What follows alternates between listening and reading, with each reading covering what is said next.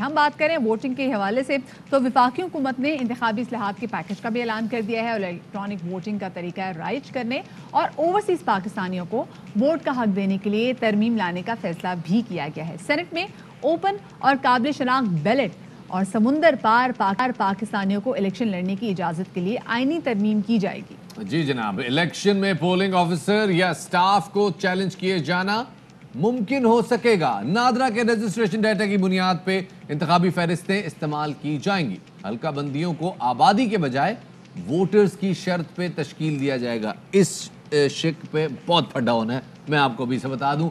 پھر آگے بڑھتے ہیں جناب. اسلام آباد میں ایک اور جو وفاقی وزیر اطلاعات و نشریات فواد چودھری صاحب نے وزیر اعظم کے مشیر پارلیمانی امور بابر اعوان کے ساتھ ایک پریس کانفرنس کرتے ہوئے کہا کہ ہر الیکشن کے بعد دھاندلی کا شور ہوتا ہے اور انتخابی نتائج پر جھگڑا ہوتا ہے. تو اگر الیکٹرانک ووٹنگ آ جائے گی تو جھگڑے ہی ختم ہو جائے گا. جھگڑے کم ہو جائیں گے. اور سینٹ کا آپ دیکھیں کہ سینٹ میں جو ہارس ٹریڈنگ ہوتی ہے اس کا معاملہ بھی آلموسٹ حل ہو جائے گا. تو وزیر اعظم اپوزیشن کو براہ راست اصلاحات پر مل کر بڑھنے کی پیشکش بھی کر چکے ہیں اور سب کے سامنے ہے کہ رکاوٹ کون ڈال رہا ہے. بابر اعوان نے کہا کہ وزیر اعظم نے اصلاحات پوری قوم کے سامنے رکھنے اور تمام سٹیک ہولڈرز کو اعتماد میں لینے کی ہدایت کر دی ہے.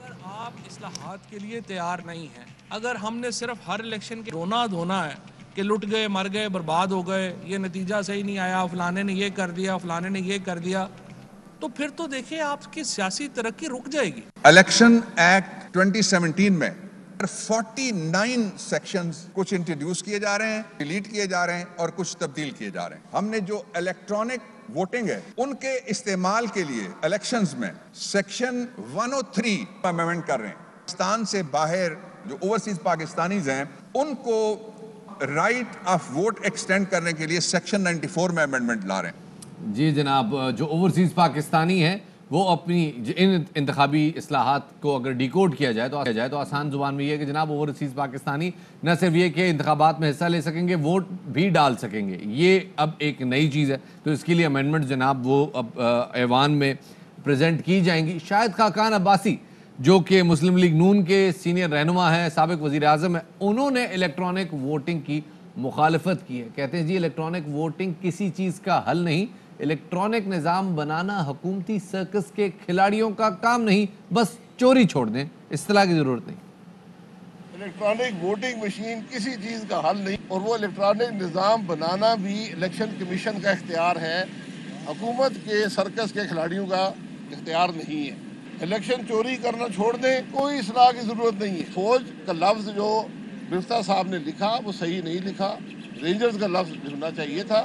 یہ گزارش کی تھی الیکشن کمیشن کے اس علاقے کی نگرانی کرے. یہ معاملہ فوج کا نہیں ہے، یہ معاملہ ملک کے نظام کا ہے اور ملک کے آئین کا ہے. شاہد خاقان عباسی کا کیا کہنا تھا یہ تو آپ نے جان لیا. اب اسی حوالے سے پاکستان پیپلز پارٹی کا موقف بھی جان لیتے ہیں اور اسی حوالے سے بات کرنے کے لیے ہمارے ساتھ موجود ہیں پاکستان پیپلز پارٹی کے سینئر رہنما چودھری منظور. ان کو شامل گفتگو کریں گے. چودھری صاحب بہت شکریہ آپ نے شام رمضان کو وقت دیا. چودھری صاحب یہ ووٹنگ اصلاحات کے حوالے سے بتائیے گا کہ حکومت نے انتخابی اصلاحات کے پیکج کا اعلان کیا ہے، پاکستان پیپلز پارٹی اس کی فیور میں ہے؟ دیکھیے اصلاحات تو ہونی چاہیے، اس میں کوئی دوسری رائے نہیں ہے، لیکن اصل سوال یہ ہے کہ آپ اسٹیبلشمنٹ کے رول کو کیسے دیکھتے ہیں.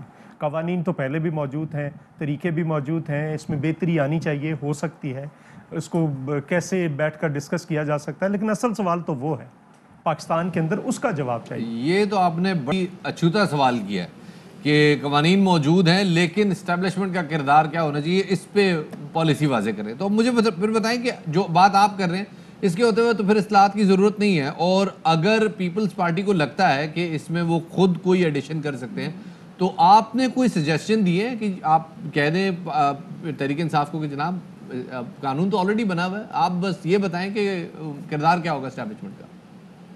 دیکھیے پیپلز پارٹی کے پاس بہت ساری تجاویز ہے. پیپلز پارٹی نے پہلے بھی یہاں پہ بہت ساری ریفارمز کی ہیں. یہ نادرا کی لسٹ پیپلز پارٹی نے دی ہے.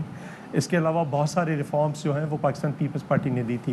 بائیو میٹرک ہو سکتا ہے، نادرا کے پاس یہ صلاحیت ہے. میں 2012 میں انڈیا گیا تھا، وہاں پہ الیکشن کمیشن کے اندر میٹنگ کر کے آیا تھا. قریشی صاحب ان کے سینئر ممبر تھے، بعد میں چیف الیکشن کمشنر بھی رہے، ان کے ساتھ میں نے میٹنگ کی تھی. لیکن اصل سوال یہ ہے کہ ای وی ایم کا جو ڈر ہے، جو خوف ہے کہ کہیں اس میں ایسا رزلٹ نہ فیڈ کر دیا جائے کہ آپ کسی اور کو ووٹ دے رہے ہیں، کسی اور کے نکل رہے ہیں، تو اس خوف کو کس طرح سے آپ دور کریں گے؟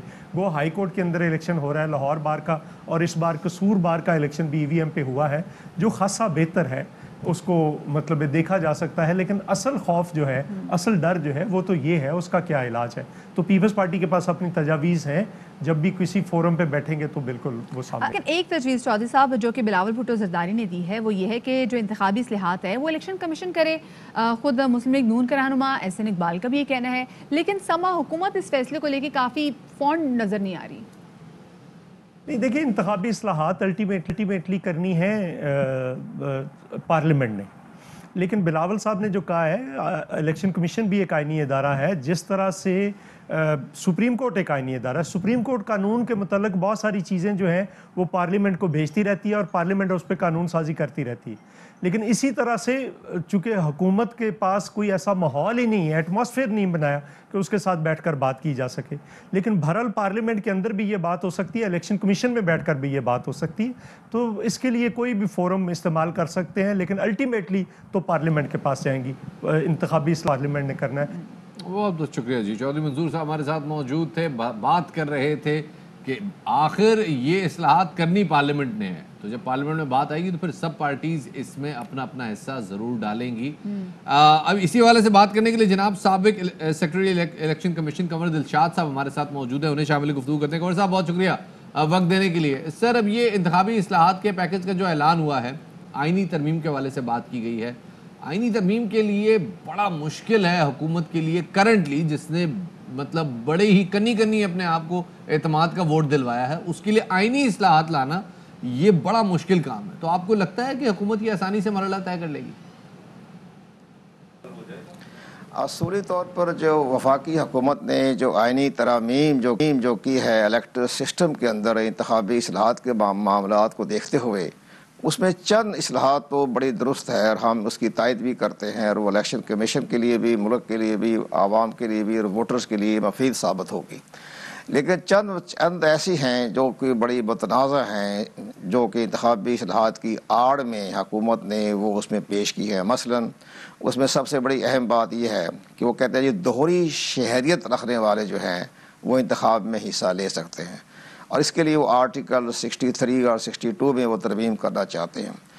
اسی طرح سے ایک اور سب سے بڑی ترمیم جو کرنا چاہتے ہیں وہ کہتے ہیں الیکٹرانک ووٹنگ مشین، وہ بھی ایک متنازع مسئلہ پیدا ہو چکا ہے۔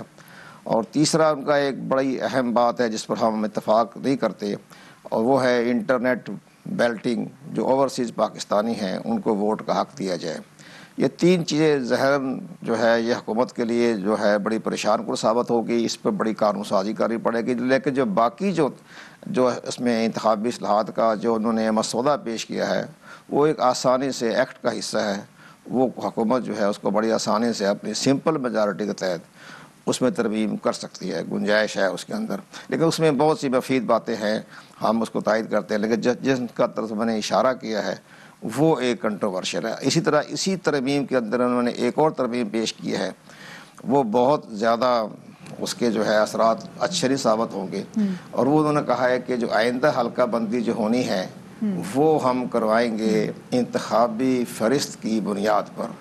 اب انتخابی طور پر جو ہمارے ووٹرز ہیں، پاکستان کے ووٹر جو ہیں الیکشن کمیشن کے رجسٹرڈ کے مطابق وہ تقریباً 12 کروڑ ہیں، جبکہ پاپولیشن کی بنیاد پر جو حلقہ بندی ہوتی ہے تو وہ 22.5 کروڑ ہے۔ دنیا کا ایک مسلمہ اصول ہے کہ حلقہ بندیاں جو ہوتی ہیں وہ پاپولیشن پہ ہوتی ہے، آبادی پہ ہوتی ہے، یہ بالکل ایک آپ دن میں صاحب بچہ بالکل کیوں صحیح نہ کہہ ہو۔ رہے ہیں کہ اس وقت کا سب سے بڑا مسئلہ حلقہ بندیوں کے حوالے سے بھی ہے کہ حلقہ بندیاں کو بھی صحیح کرنے کی بہت زیادہ ضرورت ہے، لیکن اس کے علاوہ یہ بتائیے گا، حکومت پاکستان اس وقت بہت زیادہ پر امید ہے کہ الیکٹرانک ووٹنگ سے انتخابی عمل میں جو دھاندلی کے بار بار الزامات لگائے جاتے تھے یہ ختم ہو جائے گا، کیا واقعی ایسا ہوگا؟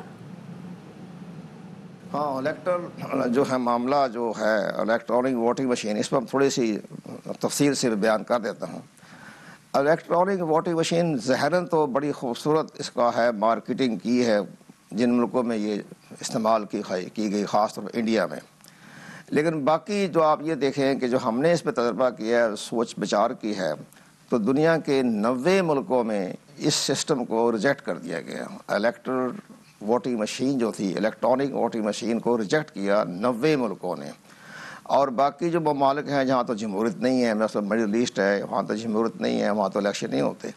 تو باقی جہاں انڈیا کا جہاں تک تعلق ہے، تو انڈیا کے اس الیکٹرانک ووٹنگ مشین پر بڑے سوالیہ نشان اٹھے جا رہے ہیں. اس میں ایک یہ ہے کہ اس کے اندر جو مشین بنائی جائے گی، پہلی بات یہ ہے کہ حکومت کہہ رہی ہے کہ ہم نے مشین بنا کے دینی ہے. تو انڈیا میں جو مشین بنائی گئی ہے وہ انڈیا کے الیکشن کمیشن نے بنائی ہے، اور انڈین الیکشن کمیشن نے وہ بنگلور میں ایک بہت بڑا آئی ٹی کا دنیا کا ایک بہت بڑا سینٹر ہے بنگلور. تو بنگلور میں جو ہے اس پر ایک بہت بڑی فرم ہے انٹرنیشنل ملٹی نیشنل، وہاں سے انہوں نے بنائی. اس پر الیکشن کمیشن آف انڈیا کا عمل دخل ہے، حکومت ہند کا نہیں ہے. لیکن یہاں وہ یہ کہتے ہیں جی ہماری سائنس ٹیکنالوجی بنا کے دے گی اور وہ الیکشن کمیشن کے حوالے کر دے گی. اب اس میں آپ کو چپس لگا دیں، آپ اس کی گراری بدل دیں، آپ اس کے اندر گراریاں ہیں، بے شمار کمپلیکیٹڈ معاملہ ہے، وہ گراریاں اسے بدل دیں آپ.